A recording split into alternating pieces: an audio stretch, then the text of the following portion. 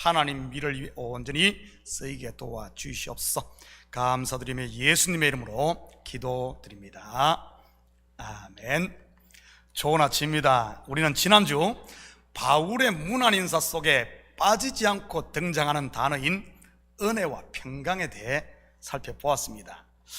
은혜 곧 카리스와 평강, 히브리어는 샬롬, 헬라어로는 에이레네는 성도의 표라고 했습니다. 그렇다면 여러분에게 이 표, 요즘 말로 아이디가 있습니까? 혹시 여러분의 마음에 은혜와 평강에 하나님 나라 아이디가 익스파이어 되었거나 잃어버리신 분이 계시다면 이 시간 말씀을 통해 새로 발급받으시기를 축복합니다. 아이디 익스파이어 된 줄 모르고 계시다가 낭패 보지 마시고요, 이 아이디가 없으면 마귀가 친구인 줄 알고 찾아와 괴롭힐 수 있으니 말이지요. 저를 닮아서 그런지 우리 식구들이 누가 뭐라 그래도 잘 노를 못하지 않습니까? 그러다 보니 말도 못하고 혼자만 끙끙 앓게 되는 것이고요. 그런데 은혜와 평강의 확실한 표가 우리 이마와 얼굴과 손에 있으면 어떤 줄 아십니까? 사단이 불평과 원망의 가라지를 뿌리러 왔다가도 은혜와 평강의 표를 보고는 한 길로 왔다가 7길로 도망가게 되는 것입니다. 한마디로 범접을 하지 못하는 것이지요. 그것을 카리스마가 있다고 하는 것입니다. 저는 우리 식구들이 즉 은혜가 왕노릇하는 카리스마가 넘치는 분들이 될 수 있기를 축복합니다. 마귀가 가장 무서워하는 카리스마 있는 세 마디를 이 시간 가르쳐 드릴 테니까 여러분 꼭 실천할 수 있기를 바랍니다. 자, 따라합니다. 감사합니다. 그럴 수도 있지요. 은혜입니다. 누가 여러분을 험담하고 비난하거든 감사합니다 하시기 바랍니다. 얼굴이 울그락불그락 눈이 얼지문득 장군처럼 올라가지 마시고 말이지요. 그러면 상대편 얼굴이 벌겋게 될 테니 말입니다. 누가 다른 사람의 흉을 보거나 뒷담화를 까며 불평하거든 이렇게 말하십시오. 그럴 수도 있지요. 그럴 수도 있지요. 같이 그러지 마시고요. 그러면 꼬리가 잘릴 테니 말입니다. 우리 말도 탁구를 치듯이 주고받고 해야만 이어지지 않습니까? 공을 툭 쳤는데 상대방에서 그냥 스매싱을 해버리면 다시는 공이 돌아오지는 않습니다. 그럴 수도 있지요. 한마디로 마귀를 향한 강력한 드라이브를 거는 것이지. 여러분에게 누가 아부를 합니까? 그냥 이렇게 말하십시오. 하나님의 은혜입니다. 왜 이유도 없이 여러분을 축혀 세우고 아부하겠습니까? 다 속내가 있는 것입니다. 여러분 전쟁터에 총알바지로 사모라는 거 아니겠어요? 여러분 다시 한번 따라합니다. 감사합니다. 그럴 수도 있지요. 하나님의 은혜입니다. 그리고 공부한 것이 신실한 자입니다. 누가 신실한 자입니까? 예수 그리스도의 피로 씻음받은 성도입니다. 왜 성도가 신실한 자입니까? 나의 어떠함 때문이 아닌 우리에게 의의 옷을 입혀주신 하나님이 신실하기 때문입니다. 자, 우리 앞뒤 좌우 우리 많지는 않지만 한번 돌아보면서 이렇게 인사합니다. 집사님, 장로님, 권사님은 신실하십니다. 자, 옆에 있는 분의 호칭을 부르면서 한번, 아부가 아니고요, 신실하십니다.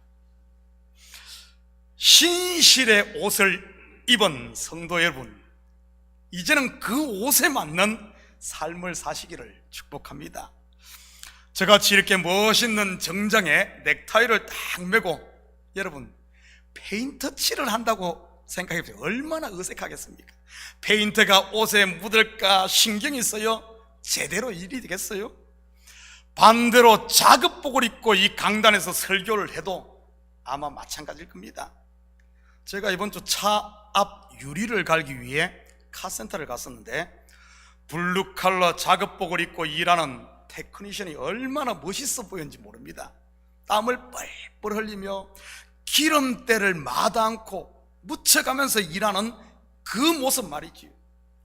신실의 옷을 입은 성도가 신실하게 살 때 멋있는 것이지, 신실의 옷을 입고 신실하지 못하게 산다면 그것처럼 어색한 것이 또 어디 있겠습니까? 여러분은 그리스도로 옷 입은 신실한 자라는 사실 잊지 마시고 옷에 맞는 삶을 살 수 있기를 축복합니다. 그러다 보면 어느 날 그 옷에 딱 맞는 사람이 되어 있는 자신을 발견하게 될 테니까요. 왜냐하면 우리 속에 착한 일을 시작하신 이가 그리스도의 예수의 날까지 이루실 줄을 확신하기 때문인 것입니다. 오늘 본문 3절 다 같이 읽겠습니다. 시작. 찬송하리로다 하나님 곧 우리 주 예수 그리스도의 아버지께서 그리스도 안에서 하늘에 속한 모든 신령한 복을 우리에게 주시되. 에베소 교인들에게 문안 인사를 한 바울은 바로 찬송하리로다를 외칩니다. 그리고 오늘 읽은 본문 3절부터 14절까지 찬송하리로다는 이 단어가 4번씩이나 계속 반복되는 것을 보게 되지.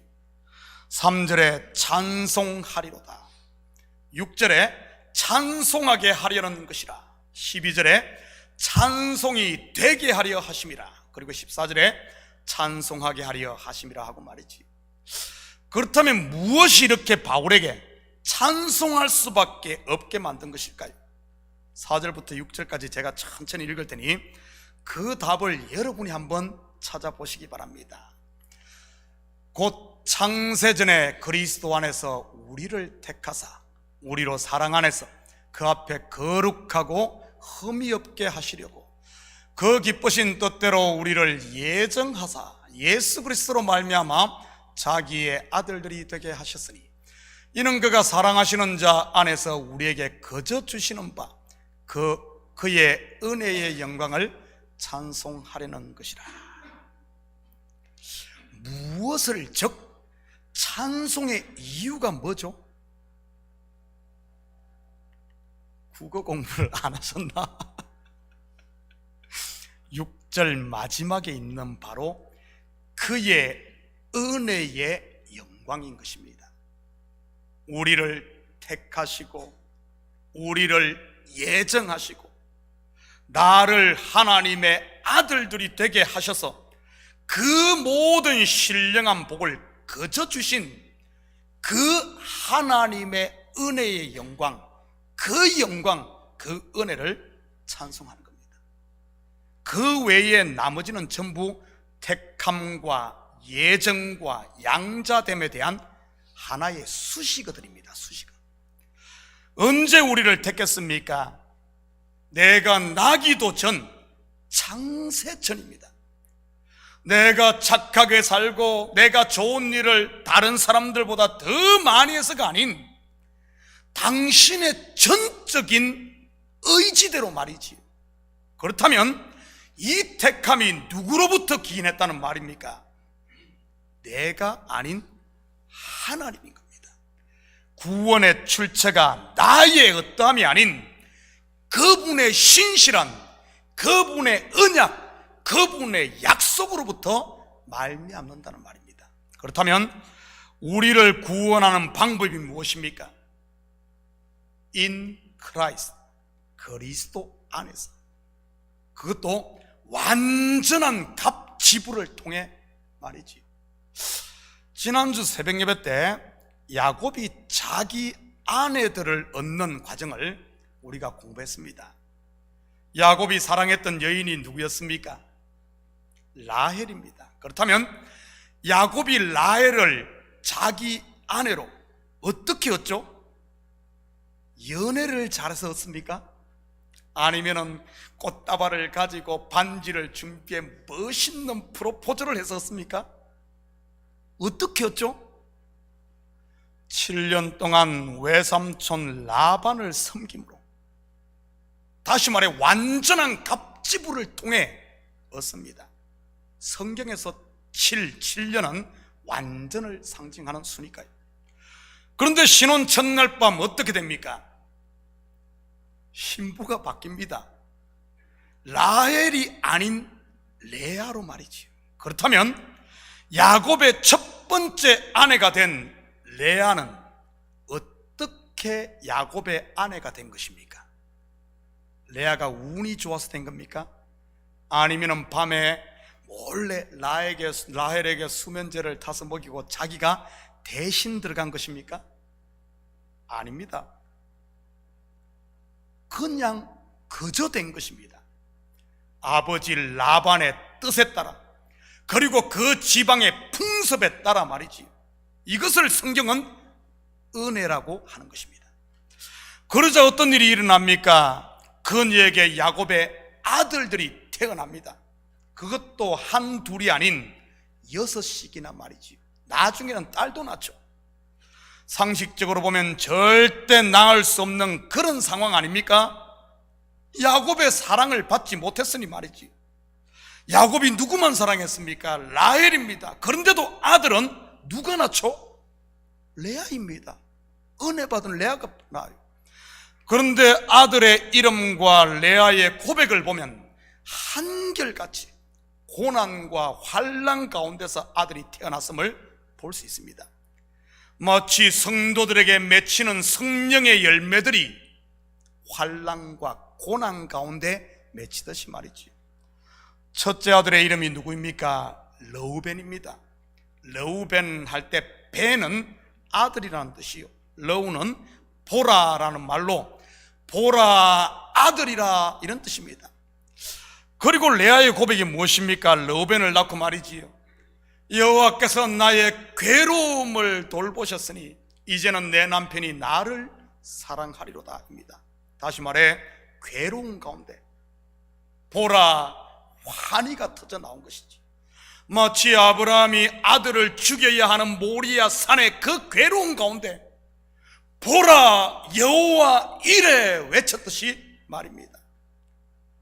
둘째가 시몬인데 그 뜻은 하나님께서 들으심이라는 말로 내가 사랑받지 못함을 들으셨으므로 내게 이 아들도 주셨도다고 고백을 합니다.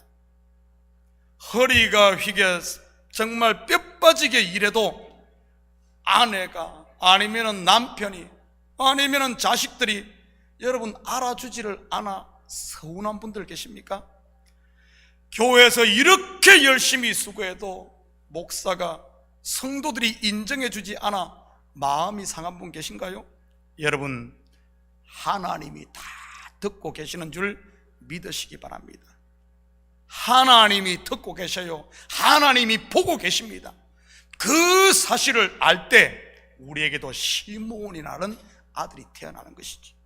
셋째가 레위로서 내가 그에게 세 아들을 낳았으니 내 남편이 이제부터는 나와 연합하리로다. 넷째는 유다입니다. 이제는 여호와를 찬송하리로다. 다섯째는 이사갈로서 내가 내 시녀를 내 남편에게 주었으므로 하나님께서 내게 그 값을 주셨다. 그리고 여섯째가 스불론인데 하나님이 내게 후한 선물을 주시도다. 내가 남편에게 6 아들을 낳았으니 이제는 그가 나와 함께 살리라고 고백을 합니다. 겉으로만 보면 은혜로 야곱의 아내가 된 레아의 삶이 지지리도 복이 없는 것처럼 보입니다. 그런데 그 가운데 맺힌 열매가 무엇입니까?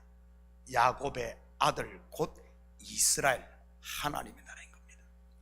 성도인 우리의 모습이 그렇지 않습니까? 겉으로 보면은 지지리도 복이 없어 보입니다. 세상이 즐기는 것 다 즐기지도 못하고 돈만 벌면 교회에다 갖다 바치고 일요일에 쉬지도 못하고 교회에 와서 들으면 짜증만 나는 설교를 들어야 하는 말이지. 매 자기를 부인하고 자기의 십자가를 지라고 하니 말입니다. 거기다가 마음의 평안과 위로 그리고 복을 받겠다고 온 교회에서 마음의 평안은 그냥 맺히지고 볶고 싸움질 때문에 상처만 더하지 않습니까? 세상의 관점으로 보면 왕짜증이요, 불쌍한 사람들이요, 다들 제정신이 아닌, 좀 세상 표현을 하면 등신들로 보이지 않을까요? 여러분 한번 딱 까놓고 한번 생각해 봐요. 세상 안 믿는 사람들이 우리 보면 뭐라 그러겠어요? 세상에 저런 등신들이 어디? 지돈 갖다 바치고 지 시간 들이고 그리고는 맨날 불평하고 맨날 이러고 있는 우리를 보면은 어떻게 보겠어요? 매 교회 욕하고 목사 욕하고 장로들 욕하면서 돈 들고 제 발로 또 찾아가니 말이지요. 그런데 눈에 보이는 그것이 다일까요? 아닙니다. 그런 가운데 어떤 열매들이 우리 마음에, 우리 삶에 맺힙니까? 바로 야곱의 아들 곧 성령의 열매인 겁니다. 보라, 아들이다. 르우벤, 주님이 들으신다. 시므온, 세상의 환난과 핍박이 심하면 심할수록 더욱더 주만 의지합니다. 주님과 연합됩니다. 레위, 주님만이 찬송받으실 분입니다.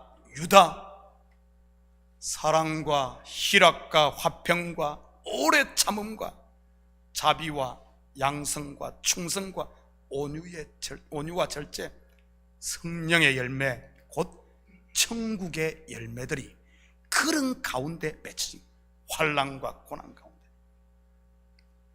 여러분에게 이 열매가 충만하시기를 축복합니다. 여러분, 이처럼 in Christ, 즉 그리스도 안에서라는 말은 독생자 예수 그리스도의 완전한 갑지부를 통해 우리가 예수님의 갑지부를 통해 우리는 은혜로 한 것이 아무도 없는데 첫날 밤에 레아가 야곱의 아내가 되듯이 우리가 그렇게 은혜 받은 존재로서 우리에게 이런 열매가 맺힌다는 뜻입니다. 여러분, 이러한 사실을 제대로 안다면 그분이 베풀어 주신 은혜를 찬송하지 않을 수 없는 것이지. 내 삶에 이런 찬송이 있습니까? 자기 흥에 겨워 따라하는 그런 노래나 신세 타령이 아닌 마음과 삶의 은혜와 평강이 왕노릇하는 은혜의 찬송 말이지. 이것을 아는 것이 복입니다. 이 신령한 복은 하늘에 속했기에 그 누구도 빼앗아 갈 수 없는 것이고요. 우리 8절 9절입니다. 이는 그가 모든 지혜와 총명을 우리에게 넘치게 하사 그 뜻의 비밀을 우리에게 알리신 것이요 그의 기뻐하심을 따라 그리스도 안에서 때가 찬 경륜을 위하여 예정하신 것이니.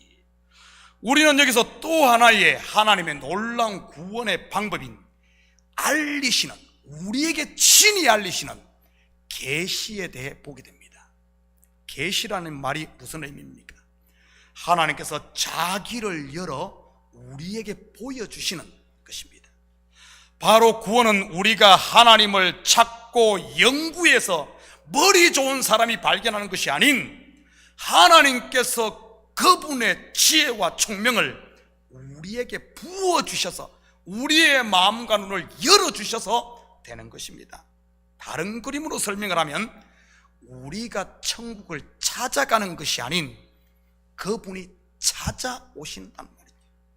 바벨탑을 쌓아서 천국에 도달하는 것이 아닌 그분이 친히 시내산에 강림하셔서 된다는 말입니다.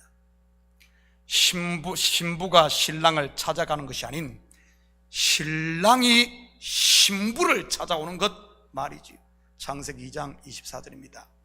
이러므로 남자가 부모를 떠나 그 아내와 합하여 둘이 한 몸을 이룰지로다. 여러분, 일반적으로 남자가 부모를 떠납니까? 아니면은 여자가 부모를 떠나서 시집을 옵니까? 여자들이 부모를 떠나 남자에게 시집 가는 것 아닌가요? 물론 요즘 젊은이들이야 둘 다 부모를 떠나가지고 아예 새 살림을 차리지만 말이지, 예전에는 어땠습니까? 여자가 부모를 떠나는 게 일반적입니다. 남자는 절대 부모를 떠나지 않고 붙어 있어야 하는 거예요. 그래야만 아버지의 재산을 상속받지 않습니까? 집이라도 또 이렇게 논떼기라도 하나 받는 것 아니에요? 그런데 성경은 반대로 이야기를 하고 있습니다. 남자가 부모를 떠납니다. 그래서 성경에서 이 남자는 그리스도를 말하는 거고요. 그래서 성경에서 남자들이 아내를 찾아 아버지를 집을 떠나는 이야기가 많이 나옵니다. 이삭이 그랬고 야곱이 그랬지요. 요셉도 그랬고 모세도 마찬가지였습니다. 이러한 그림의 최종판은 예수님께서 하늘 보좌를 떠나 이 땅 가운데 찾아오신 성육신이고요. 예수님께서 이 땅에 오신 이유가 바로 신부인 저와 여러분을 값으로 사기 위해서인 것입니다.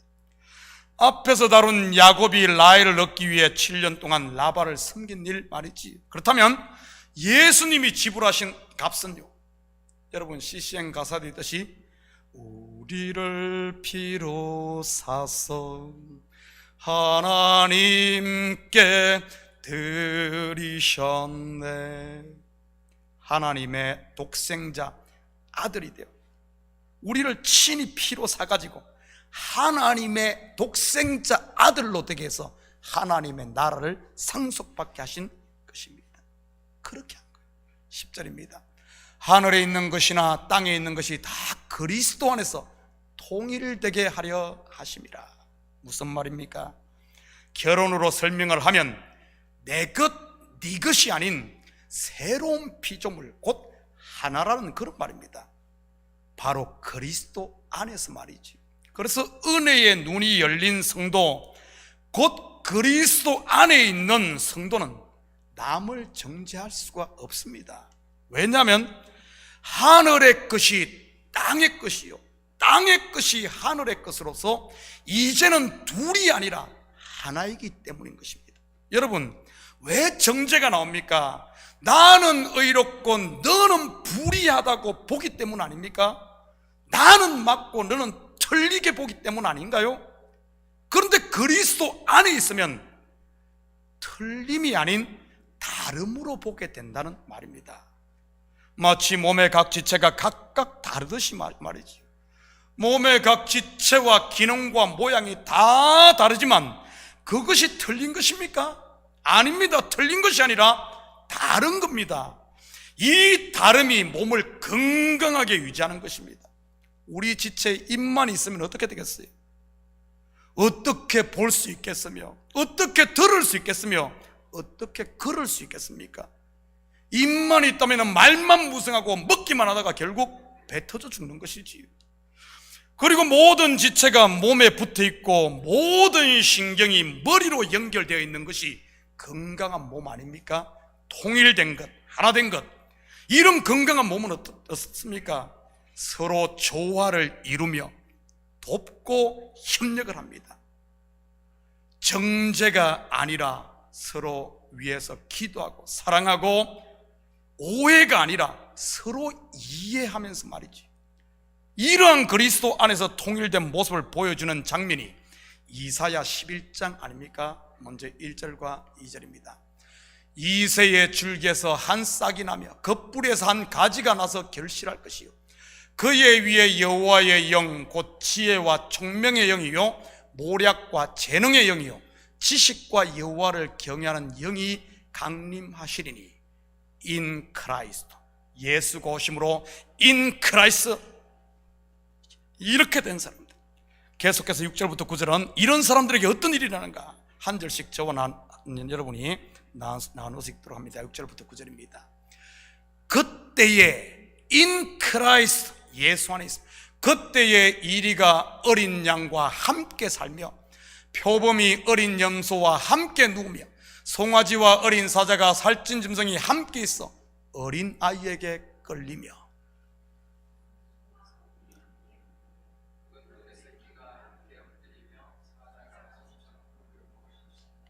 젖 먹는 아이가 독사의 구멍에서 장난하며 젖된 어린아이가 독사의 굴에 손을 넣을 것이라.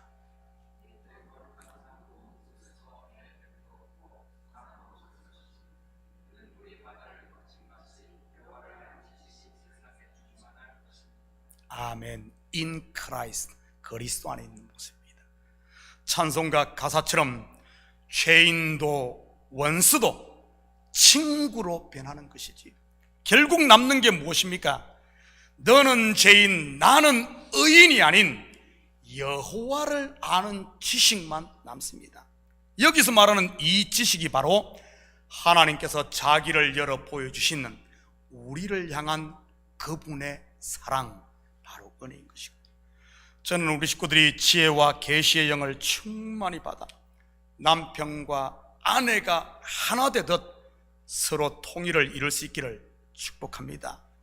교회와 내가 둘이 아니요 하나요, 원수 같은 형제가 둘이 아닌 하나요, 목사와 성도가 둘이 아닌 하나요, 말씀과 삶이 둘이 아닌 하나요, 죽음과 삶, 생명이 둘이 아닌 하나가 되는 것 말이지. 그러면 어떤 일이 일어나겠습니까? 두려움과 근심, 시기와 질투, 미움과 서운함의 안개가 걷히고 은혜와 평강의 하나님 나라가 임하는 것입니다. 바로 우리 마음과 삶의 영역에 말이지. 13절 14절입니다. 그 안에서 너희도 진리의 말씀 곧 너희의 구원의 복음을 듣고 그 안에서 또한 믿어 약속의 성령으로 인치심을 받았으니 이는 우리 기업의 보증이 되사 그의 얻으신 것을 속량하시고 그의 영광을 찬송하게 하려 하심이라. 그렇다면 하나님께서 우리를 택하시고 예정하시고 그리스도를 통해 자기의 아들들이 되게 하사 그의 은혜의 영광을 찬송하게 하는 이런 모든 일들이 어떻게 컴추루 이루어지는 것일까요? 바로 복음을 들음으로인 것입니다. 율법의 끝의 끝이 아닌 진리의 말씀, 진리로 말씀을 받을 때 말이지.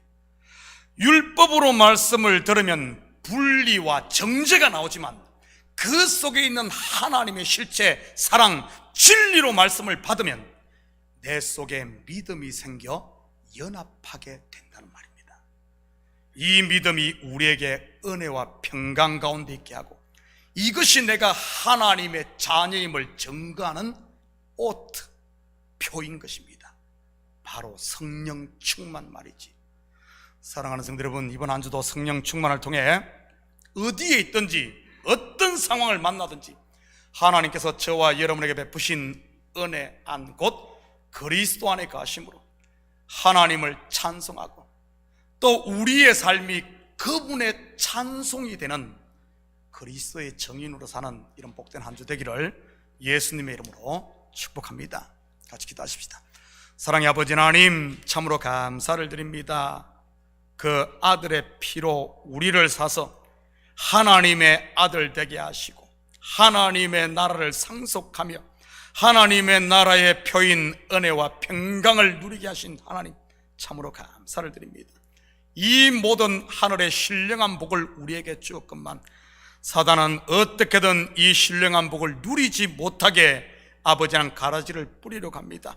우리가 깨어있음으로 말미암아 아버지는 온전히 은혜 안에 감으로 말미암아 서로 사랑하며 위로하며 끌어주며 품어주며 아버지 하나님, 하나님께서 우리에게 주신 가정과 교회와 삶의 영역 가운데 아버지 하나님 그리스도의 푸른 계절, 그리스도의 아름다운 향기를 풍김으로 우리가 그리스도인임을 아버지 하나님 증거하며 살 수 있도록 우리 주님 도와주시옵소서. 특별히 우리 마음 가운데 아버지 하나님 악한 것들 틈 못하게 쥐어두시고 항상 감사와 쉬지 말고 기도하는 것과 즐거움으로 가득 찬 천국 잔치를 누리며 살게 도와주시옵소서. 감사드리며 예수님의 이름으로 기도드립니다. 아멘. 자, 우리 다 같이 자리에서 일어나셔서 찬송 91장 찬송 들으신 후에